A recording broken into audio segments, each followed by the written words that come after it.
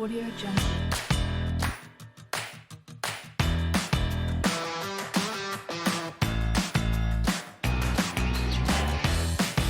Audio Jungle. Audio Jungle.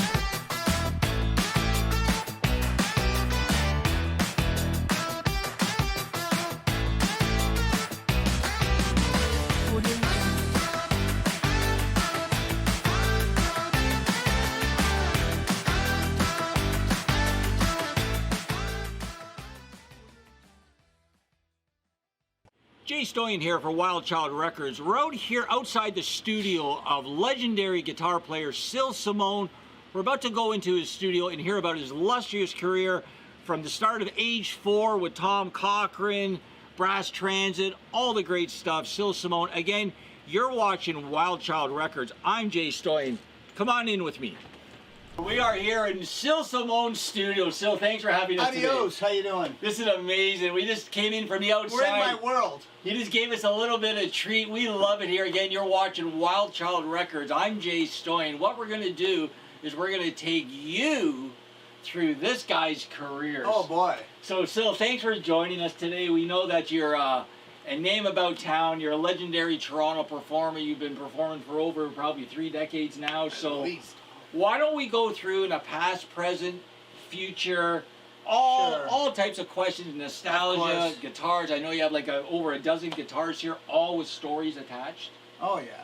And then later in the show, in the last segment, stay tuned, as we're going to be making a big, huge announcement. So again, we're here with legendary guitar player. I don't even know that. Sil Simone. This guy is one of the best guys. He always gives back to the community. Well, I try. He's always at your local fundraiser. Yeah. Always helping your local pub fill the seats. And believe me, this guy fills the seats. So let's get started, Sil. All right, good. So what we're going to do is we're going to start. I know you were saying off the air that you've been playing your whole life. So we're going to I got my first guitar when I was 4 years old. You take it away. Tell my me. Dad, We'll jump you ahead. know, my dad, my parents immigrated from Italy in like 1954. They got married here. And I came into the world like 1960. And my dad was a huge music lover. My dad worked in construction, you know, like all the Italians. Yeah. My mom was a stay-at-home mom, and my dad was a music lover. And I have an older brother, Jerry, and one day a guy came around the house like they used to do in those days, knocking on the door. Let's see if any of your kids got musical aptitudes. Nice. Of course, they take the oldest one, and they set him up with accordion lessons. And of course, you know, and thank God I was born second. Otherwise, that would have been. I told my dad, I want to play the drums. You know, I'm like 3 years old. I just want to bash it. But no, I think guitar. You know, and I love the guitar, so he got me my guitar. When I was 4. This is the one that appears in these pictures here. So we have some pictures here back on the computer here. We're going to be looking at some mean, pictures along the way. And there I am right there. There's like, I'm That's probably great. like 4 or 5 here in my suit. That was my first guitar. My dad, you know, one of those play pianos. And That stuff is like so this. cool. And then I started goofing around on that guitar. It was like a Stella, not very good guitar. Anyways, Let's move started ahead. taking lessons when I was 8 Yeah. at Coringi Accordion House on Dufferin and Rogers Road. Comfort Sound was across the street with the first mobile unit in Toronto at the time. Jerry Coringi, family friend, a tremendous, well-known Toronto musician. That's how I got to know him. And whatever. And started taking lessons with a guy by the name of Frank Caruso. Then another kind of more Tony Palladino. Frank Caruso with the Hammond? No. This was Frank Caruso, guitar guy. He passed away. But I mean, and then from there, you know, by the time I was 11, I was like 10 hours. That's all I did. Okay. You know, I mean, this is pre-internet, pre-everything. Music, you either played sports or music. I mean, I was a great road hockey player. And then so take me now. once I got that, Yeah. then, you know, by the time I was 13, you know, Rolling Stones, rock music, got my first distortion pedal and in a Trainer amp. And then I had a band with a local neighbor friend of mine. Well, band. We were two guys. Yeah. He was really good with chords, and I was really good with notes. And I would sing and play, and then from there, as soon as I got into high school, had a band in high school. We were called Deuce. Nice. And we just started doing, stupid gigs. My first professional gig, I think we split $40, 5 ways or something. $40. Do you remember? $40. You remember where you played? Was it a wedding or something? No. It was a school graduation in Etobicoke. I forget the name of the school. It's still there, right by the near the Etobicoke Olympium, and we had roadies and everything. Like, it was crazy. So cool. Yeah, we also played at the Etobicoke Olympium. Okay. I've got those pictures too. Oh, the pool, right? Yeah, the upstairs, pool. and then we gave a concert there, and so we were this kind of little-known band, and battle the bands with these other bands. Right here in Toronto, right here in Toronto, in Etobicoke, where I grew up. I grew up in Etobicoke, and I went to school at Michael Power. Okay. And then we started doing shows at Michael Power. We played the Christmas high assemblies. school. Yeah, and we were, Michael Power in those days was a super jock sports school. Did you ever, besides the high school, did you ever have any church input? Oh, Because yeah. a lot of kids do the church thing, right? They do the choir, I'm glad you remember. My real career started in the choir. In the choir, at for sure, right? All Saints School. Yeah, for sure. And I don't know how I originally got involved in it, but I said, I play a little guitar. I'm like 10, 11 years old, and I loved being in the choir because I was the only guy, and there was all these young girls. Yeah. And I had a crush on the choir master. She was 21. But anyways, I would play, and I wasn't really super great with chords and stuff, but the tunes were fairly easy, and I started playing in the choir every Sunday. It was no money or nothing, but I brought my Hispana guitar, and me and the other choir leader, and we'd have rehearsals once a week at the church, at All Saints Church, there on La Rose Avenue. And, from there... So take me now to your later teens. Okay, so now I graduate from high school. Yeah. And I was either going to go maybe to university and college, but I wanted to go on the road and play. You wanted to play. You already knew. And by the time I was in like grade 12, 13, I was up in Malton playing with these guys. I mean, that's where Elfie Zappacosta at this music school. Yeah. Ted Jones Music, I believe, at the Malton Mall. Anyways, I hooked up with these guys there. Still friends with a lot of those guys. And we had a band. We called it Backlash. We had so many names. And we went on the road in Northern Ontario, making nothing but playing rock music. Now, we thought we were playing like Scorpion stuff before the Scorpions were really like a pop act. The early stuff with Erlen Roth and heavy rock and stuff. And we'd roll into these towns. Like, our first gig was in Nipigon, Ontario. Wow. At the Queen's Hotel. They were all Queen's Hotel. And we thought we were the bomb, right? But they wanted to hear like Bob Seger or something, right? And we were laying in this stuff. You guys are too loud and whatever. Oh yeah. All that kind of stuff. Yeah. Played in Thunder Bay, like Blind River. We got to see a lot of the country, I mean, and I'm this guy in like Etobicoke, and really, first time, being on a reservation and all this. Speaking of that, let me ask you this. So how much, I guess you were qualified, you were a musician now, right? Oh, yeah. So how much did you love it at 18 or 19? Like, was it just like the best ever? It was an adventure. Yeah?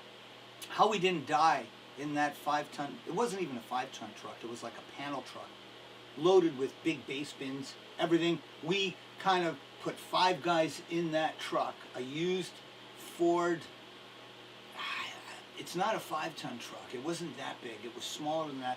We put all our gear in there and traveled. Well, I think the Doobie Brothers said that if you've never experienced, a station wagon, a van, then you don't really get it. You don't really get it. Yeah, You got to pay your dues, and just right? traveling and going to places in small towns, and we were kind of these city slickers guys. And we had a black singer, Jamie Cooper, you know, which was unheard of, singing rock music, you know. That's great. And you say Tony Springer. yeah, I mean, but and so we play all these places, and you know, we invested everything into the show. So like, you know, and we, you know, we did that for a while, and that kind of lasted. Then when that band kind of ended, I kind of I played in Lee Aaron when she was. Let's hold that thought. Let's take a quick break. All right. We're here with the legendary guitar player, Sil Simone. What we're doing right now, this is golden because for myself, I find it so interesting to talk to successful musicians, athletes, people in their own field. Mm-hmm. But how did you get there? Let's hear about the journey. Okay. And this is what we're doing right now. We're going through the journey, so stay tuned. We'll be right back with Wild Child Records.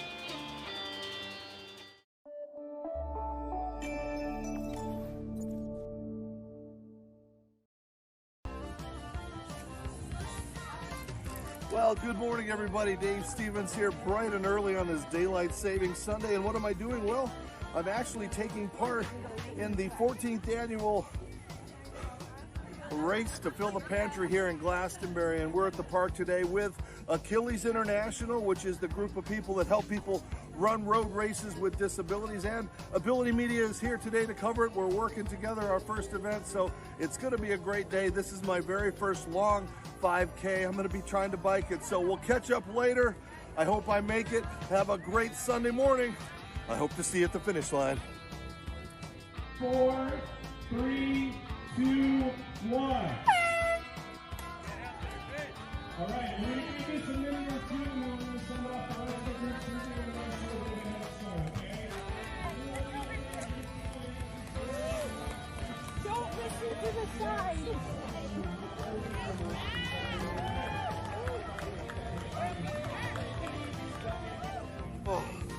Oh, wow.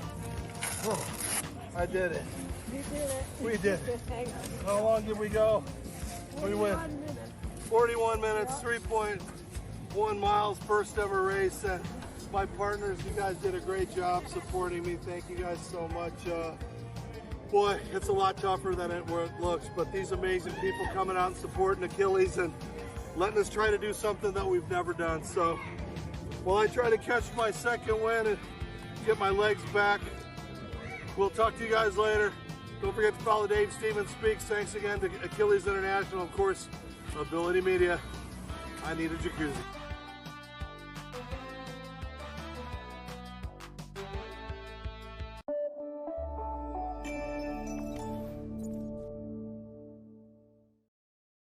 We're sitting here with legendary guitar player Sil Simone. We were just about to get into Lee Aaron's, I guess, Era. Yeah, era. So there he goes. Kick it off. Okay, so, I mean, the journey. I mean, by this time, I'm totally guitar addict. You know, playing guitar, Roy Clark stuff, everything I could lay my hands on. You know, I studied a little bit of classical, a little bit of this. Really loved rock music. Anyways, had this original band. We wrote tunes, but we just did original music. We really couldn't find the singer we wanted. You know, we're always looking for the magical singer. Yep. You know, who's the next Robert Plant or something like this in those days. But anyways, but then I had skills, and so I joined Lee Aaron. Now, Lee, she was just a kid at the time, 18. I was 21, the oldest guy in the band. And we played through Quebec, Northern Ontario. We were doing Pat Benatar covers, Heart covers, and you know, played with her. And then from there, you know, started moving on and playing with different bands and still playing guitar all the time. Well, let's get into a few of the names. You know, I'm going to drop some Yeah. names, or Sil can drop some names. He's played with some of the biggest names in the industry. So let's go in, I guess, succession. So after Lee Aaron. Okay, after Lee Aaron, I playing with probably a lot of really bad bands. Like, Okay. I played with a lot of named people that were trying, but I played with just more not so good bands, you know, like everybody else, Yeah. you know, trying to survive, finding your way, navigating, you know, your way, trying to make a living. But in those days, there was lots of live music was Yep. big, right? There was no, TV screens or sports screens or 24-hour stations. So music was it. You had everybody's focus, Which is which perfect. is great. Yeah. And that's how I learned the trade, through playing in bad bands, screwing bands, and how you're all of a sudden playing in an R&B band. You have really no idea what the hell you're doing. So Yeah. you got to do your homework if you want to keep up and not embarrass yourself, right? So you begin that, and you begin accumulating all this stuff. I played in dance bands, disco bands, Valhalla. Well, you can pretty much play any genre you, you want, right? And now, when I look back of it, it was such a great learning. Experience. Even though a lot of times I didn't really like the music at the time, but as I progressed more as a studio musician, all that wealth of thousands of songs I played at the time really came into handy later on. And a lot of that stuff now is in.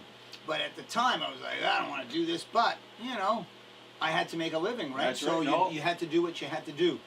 And then from there, I started a band called Simon Chase with a guy by the name of Anthony Comparelli. And we were managed by a lawyer for Triumph at the time, Ross Monroe. And we entered a song in the Q107 Homegrown Contest. And I think we came second or third, and that gave us some notoriety. We did a video, we did an album. Oh, nice. And Rick Emmett produced the record. I'm trying. And I was a big Triumph fan in those days, Sure. because in the early days, when I was 14, 15, Triumph, Rick Emmett, rock and roll machine, Yeah. Yeah, All we this, should hear some. We should hear some of this. all that stuff, right? Yeah. Little Texas Shaker. Anyways, I was a huge fan. These guys were blowing up stuff. Rick was playing, singing, double neck. Super talented guy. Anyways, and we got Rick to co-produce the record. Nice. So that's how my relationship with Rick started. And anyway, so that band went around. We did some videos. They're on YouTube and stuff. Yep. And that band played for a couple of years. We did the first record. Really never got to a second record, because by the time that happened, Rick went solo. Okay. Now, but before he went solo, he was still in Triumph, and I started doing a lot of work with Rick because he was producing our record, and I was a guitar player, and I could play classical guitar. We had the same kind of musical interest. And then I wrote a song with him on their last kind of record they did together called Surveillance. It's a song. It was a lead-off single. That was a big deal for me because, I'm on MTV, Yeah. we go to Much Music, all Crazy. those things. And I'm 26, 27, got my first royalty check, was I don't know, $7,000. Nice. Which was oh huge. my God, it was in That's those huge. days was unbelievable. Huge. You know what I mean? And got to work with Rick and did that. And then when Rick left Triumph, he needed to put a band together, and he wanted a second guitar player because he wanted to branch more into being a singer-songwriter type guy. So I got to play, Rick was, without Rick, Rick was so good to me. His family, I'm still great friends with him. Super guy. He gave me... So he gave you your leg up a little bit? Yeah, he let me play all the solos. He gave me features, wailing. So when you were playing... all this stuff, solo guitars. I wasn't just I was a really part of that band. So when you were with him, was he already famous? Oh yeah, He was famous. They were famous already, right? Yeah, this is After. Triumph at their peak when he left. Even with his latest album, what was the last? The last album, which might have been their biggest album. What was that one? We built this so city. many. Is that that's No, that's you're Jefferson. thinking- yeah. What was the one? What was the one they had? Their Well, there's Rock and Roll Machine. There's Allied Forces. There's Power. Power. whatever. Yeah. Yeah. But all their Magic Power, all those hits Magic were Power. already. We played all those hits. Those are huge. And we toured in Texas, California, and we were playing huge bars in those days, like NTEX and stuff like where there'd be 1,200 people, screaming people. And it was a great band. It was Randy Cook on drums, who's in L.A. He played on Talking Red, still work with Randy. Mm-hmm. Randy's working with, Ringo, the Ringo, who's who of yeah. everybody. Yeah. Right? Tremendous musician. Chris Brockway. Colleen Allen, a jazz saxophone player. She's still making music, teaching at Humber. Tremendous. And she was in our band. She was playing rock. And I said, we're going to make you the rock bitch of the band. That's great. That's great. Dave Kachuk, who was in Simon Chase, Rick, you know, and Ross managed him. And so it was great. I could, you know, it was a real band playing real shows where people were paying money to come and see us, lineups outside. Cool. So exciting. And I got to shred and play rock music, and with a guy that could sing. Like when he did stuff like Fight the Good Fight, like the tag of that song where he's up there. Like he would do that every night, that guy. I never heard Rick ever sing flat once. You just loved what he was doing. And he was so good, and he was a real great guy. He was a great guy to work for. He respected you, and it was just, it was a perfect, that's not always the case. But, you know what I mean? He was a great guy to work for. And from there, yeah, you know, that really got me kind of known about town, you know, and because, because he gave me all these features. So too. before we go on to the next big stepping stone, give me some perspective on people in your life, on how they were reacting. Well, like they're just going like, "Oh my God, Sil!" Here's the kid from Michael Power doing like this, your mom and dad, or your brother, or your friends. Oh yeah, I mean, it was all good. It was all great. Like it must have just been freaking out for you. Yeah, I mean, it was, and yeah, it was. You know, it was kind of cool. But you know what? It was still a struggle too. You know, I mean, the music life too. A lot of highs and a lot of lows, and I think that's as you get older. That's the thing that you got to manage, the mental aspect, the emotional aspect, because you're a musician, you're sensitive, but you got to be, you know, strong and powerful. But so you got to deal with that. Then we're going to come back, and also what we're going to do is Sil's going to be playing some of his special tunes for us, giving us teasers, and then we're going to be seeing some footage later in the show regarding Sil and his performances. So stay tuned. You're watching Wild Child Records. We're here with Sil Simone. We'll be right back.